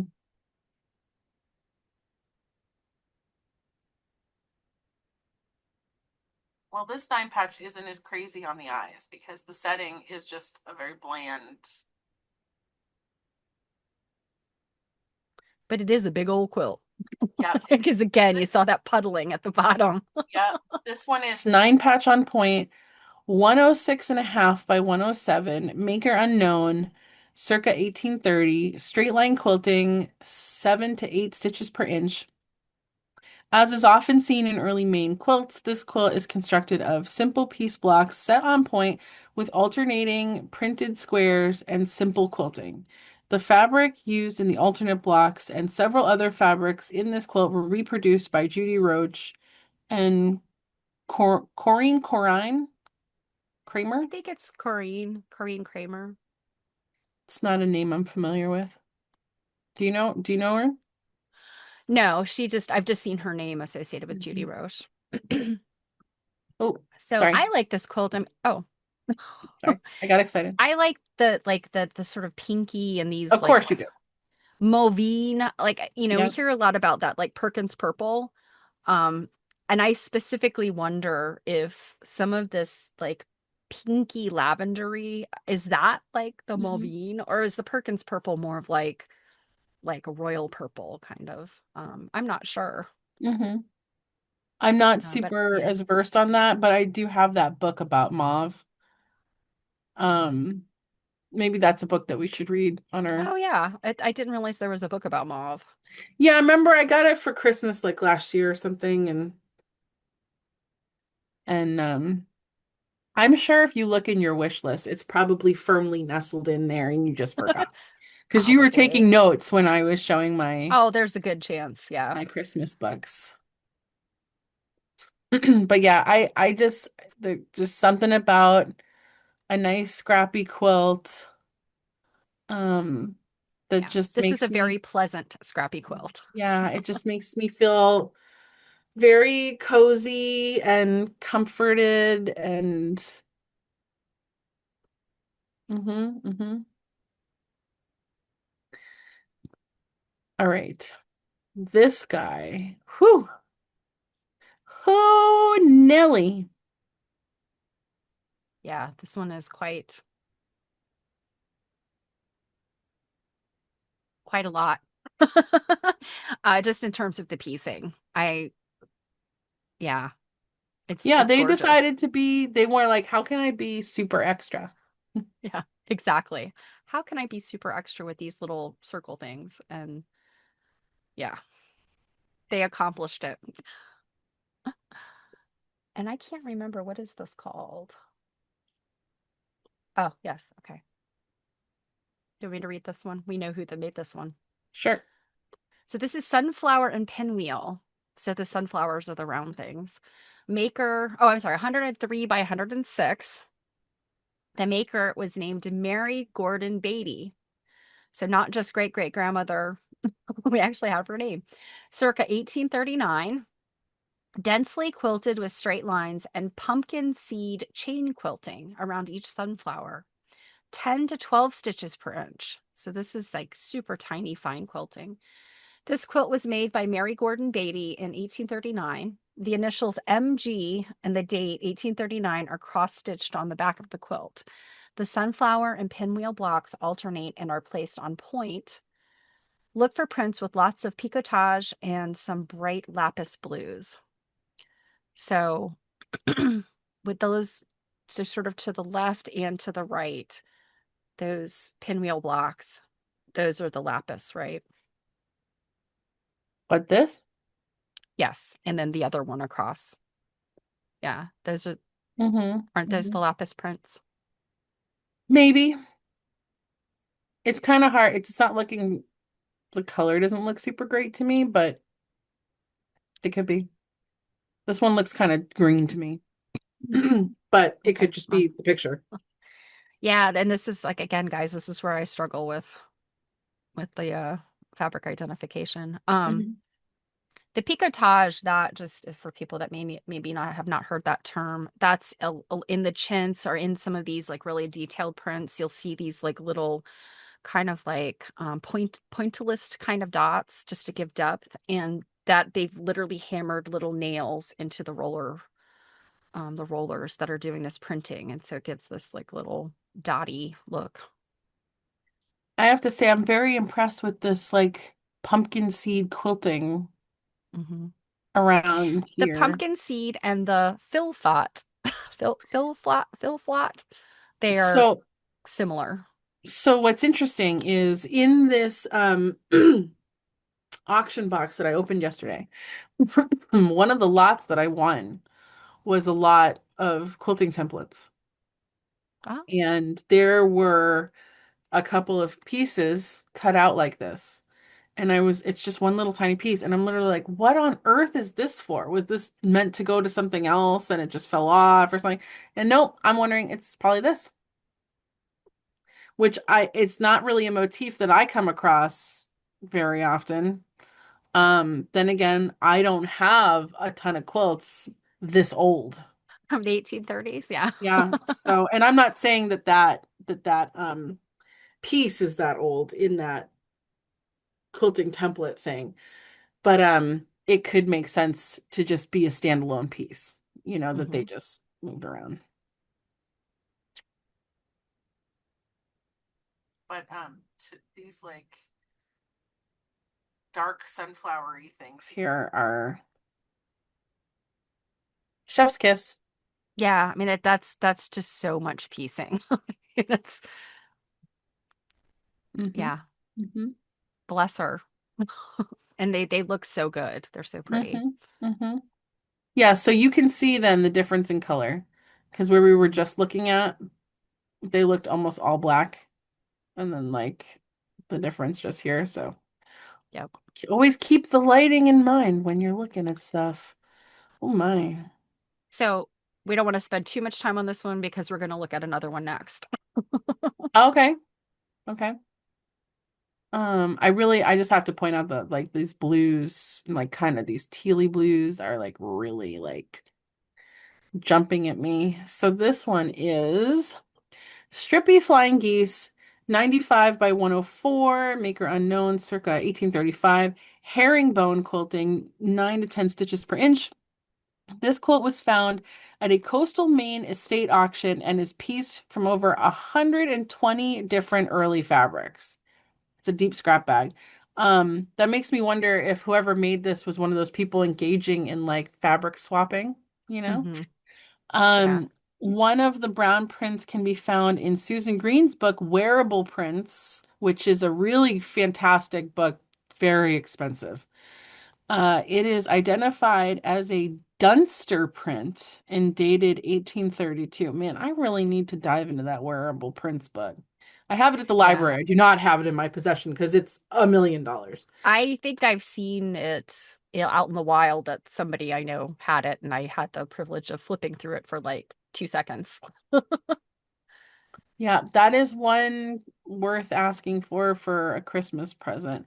But yeah, with that many different fabrics, it really makes you wonder, having read the dress diary book that we started the year off with, given that these aren't very large pieces of fabric that, Hmm.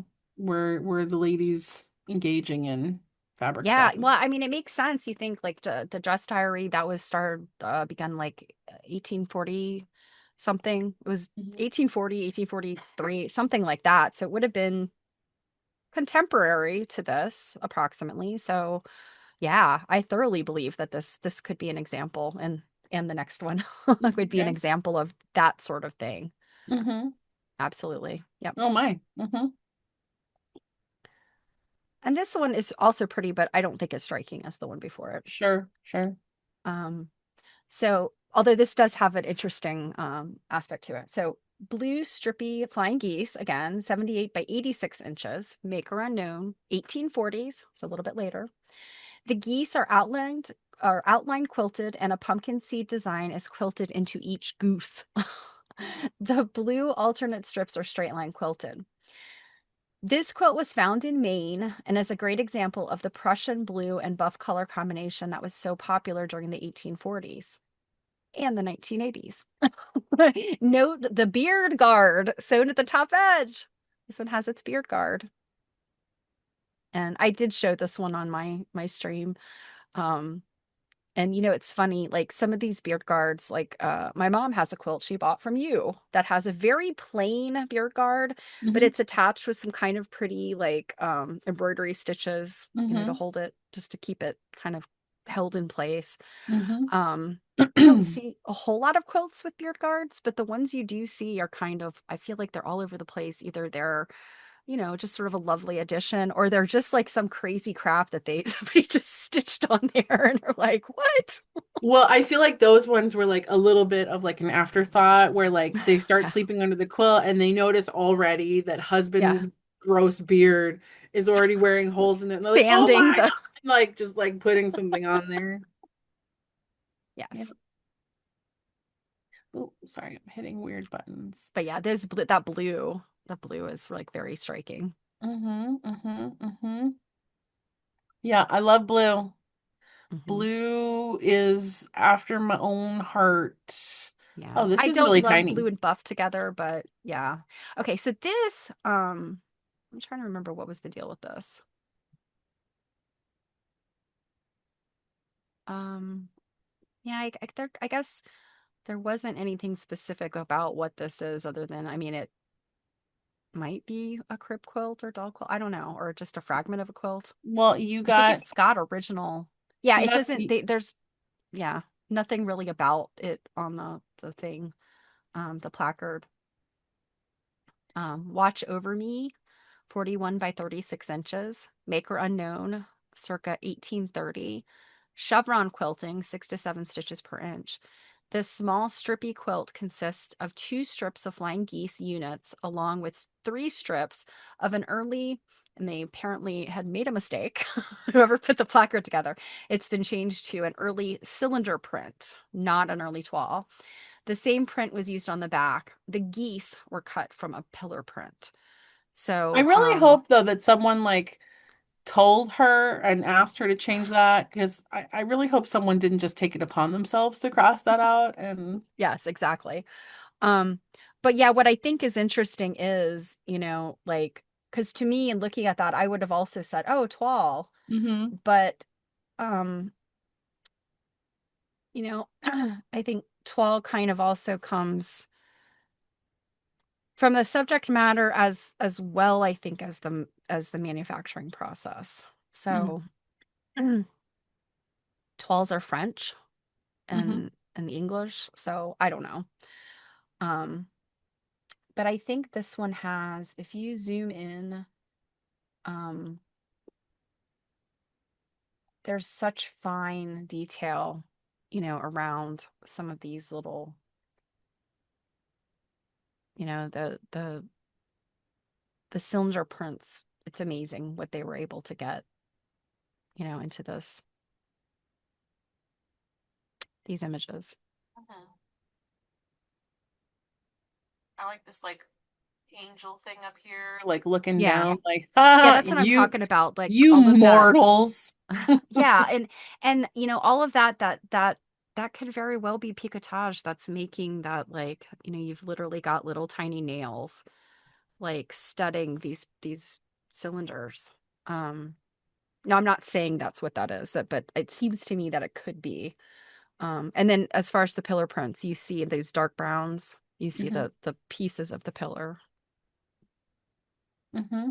I Hmm. didn't know anything about pillar prints until, I don't know, the last few years. Um, and some of them I think I like just because of the color of the fabric. Hmm. But like what a weird thing. It's like this, they just had like neoclassical was their jam in the early 1800s and they just went crazy with it. And you end up seeing stuff like these like pillar prints being a thing. Hmm. Hmm. Yep. True story. Hmm. I like this border fabric a lot. Exactly. And here is a place where Can you imagine this being like an entire quilt being made out of that, like a whole cloth? No. Your eyeballs bleed. But when it's used as a border, it is effective, I think. And I just like these like couple hints of like orange in here. Just saying. Just saying. So this is a four patch strippy, 93 by 100, maker unknown, circa 1825, with some earlier fabrics. Various quilting designs, including straight line, clamshell, and pumpkin seed, 8 stitches per inch. The marked lines for quilting still show in places on this Bucks County, Pennsylvania quilt. Look for early block prints in the four patches. There are also pieces of print commemorating the death of Lord Nelson in 1805. I know, right? Like we cared about Lord Nelson. I also really Um, like this setting print that they used in this the strip with the 9 patches. hmm yes, I think this is just a really effective, really nice, Also, nice there's quilt. like a half strip too on either side before the border of the 9 patch. Mm-hmm. But yeah, these like just couple of hints of like this kind of like electric orange kind of print. Yep. And then you could see the pumpkin seeds in those strips. Mm-hmm. Mm-hmm. They're almost like pumpkin seed in the strips is almost it's mirroring the four patches, I think. Mm-hmm. Mm-hmm. Yeah, and this setting print here is really cool with these like flower motifs.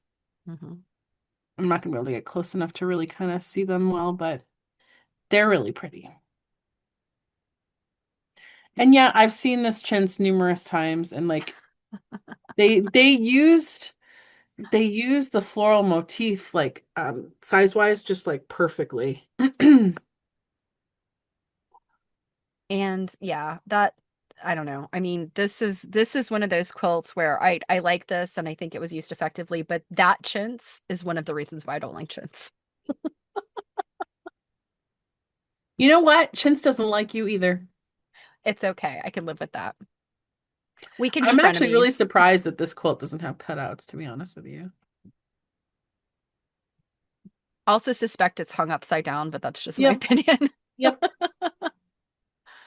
I think this was another one where Sue was like, there was already a sleeve on it, so I Yeah. wasn't going to mess with that. Somebody put the sleeve on the wrong end and yeah, Well, I think if I'm remembering correctly, someone might have surmised that like it was hung that way just to get a better sense of like how the chintz border was working, but sure. Yeah. who knows? This is interesting.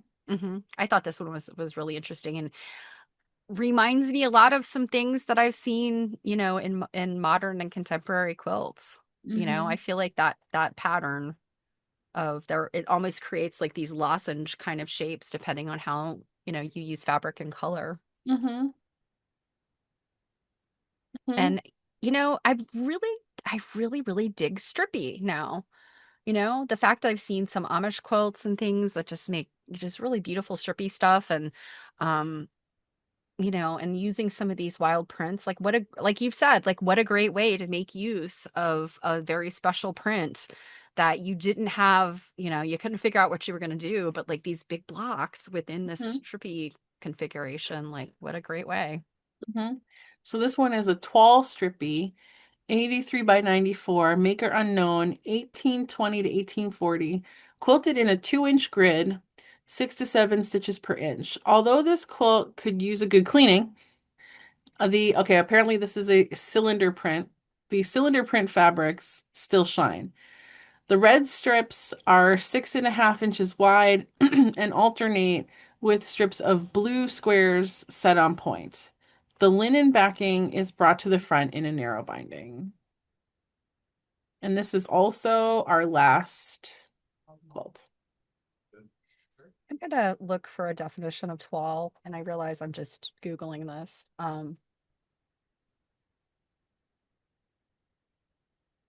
Hmm. Yeah, because I do have that book on Toile, but I have not read it. That one Mhm. with like the blue cover. Because I would think this was a toile too. Hmm.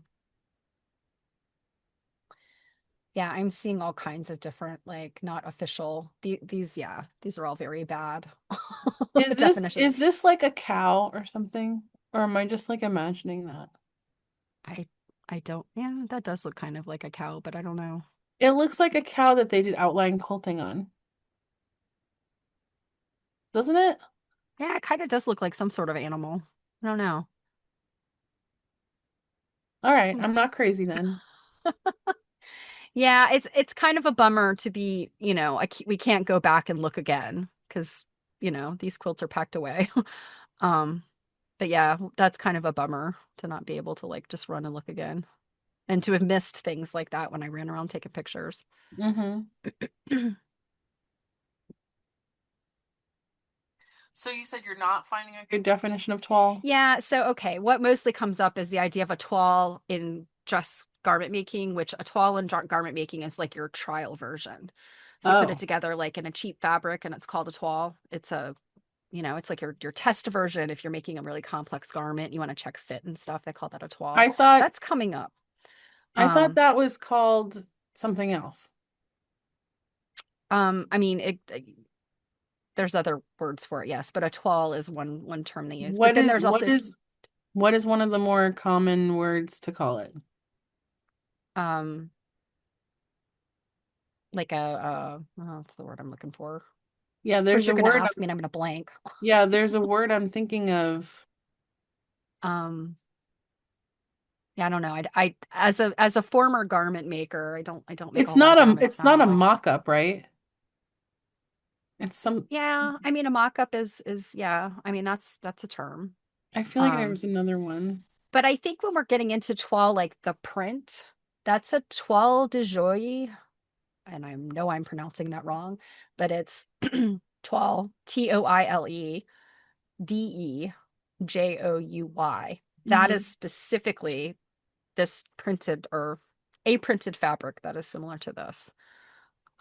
So yeah, I'm gonna have to pull out fabric books to look this stuff up. Mm. So I think that was like a cow thing, because like here's another one right here that's not quilted. Oh yeah. Are you sure it's a cow and not like a lion or something? It's looking pretty cowish to me. Okay. Like here, it almost even kind of looks like a bull. So a dimity, by the way, is a hard wearing sheer cotton fabric woven with raised stripes or checks. So it's the weaving process that makes the dimity. So I was right. Hmm. Hmm. Well, Well, this 2 hour look at these quilts, we went pretty far over, but this will hopefully keep everybody. well, and this exhibit only had like 20 something quilts in it. It didn't Yeah, have 40. I know. That's why I said we can't look at that other exhibit. We can't do that in an hour and a half because we can't even do this in 2 hours. I mean, and you know what's funny is we didn't even go necessarily as far into like the weeds as we can go. Oh, well, I feel exactly. That's the point. I I mean, feel like we we're moved pretty fast. we can So, stretch it out though. You guys want 10 hours of us looking at one quilt? You know we can do it. well, and keep in mind too, this was just us here. If we had our friends in the chat, like it would have been even more because they would have been, giving their 2 cents as well, or asking questions where we're looking up other stuff and going down other rabbit holes. But anywho, speaking of going down rabbit holes, just again, remind you, we're going to do our first discussion of this book on the 11th, and we're going to discuss the intro and chapter 1, which is pages 1 through 35. So it's time to man, I'm so excited for just There's like a lot of reading pictures here too, and so yeah, that's and getting into these like just look at this one photo of printing that I just got onto, and and I this mean, is I oh love my some God. of the Oh my some of God. the portraits in here. This is so wild. This is a cylinder printing machine. Cylinder printing machine from Cyclopedia of Useful Arts, London and New York, 1854, collection of Old Sturbridge Village, Sturbridge, Mass. So Oh. So we were just talking about that 12 versus cylinder print. Okay, and there we have it, a picture of it. Yeah, here I'm we not have finding the the page you're on, cylinder but print. And if you guys have your books on you right this minute, this is page 62. mhm, I Um, just got one there. one thing I really am very excited about for this book is that the pictures are large. Look at this portrait. Like Hmm. like this looks like like just like a photograph taken yesterday. Like Yep. really good quality. And then we've got some portraits of people where you're like, I think I probably would have sued the painter. Um, but yeah, I'm looking forward to this too. So hmm Yep. So first discussion then, if you still need a book, there's a link in the description. Get your hands on one. It's never too late to join the conversation. And we'll see you on the 8th for a stitch and glitch at 2 p.m. when we're back from New York and have lots of stories. we will definitely have lots of stories. I mean, there might be public transportation involved. Anything can happen. So you already know that Steph is going to fight people. Yeah. All right. We'll see you guys soon. Bye.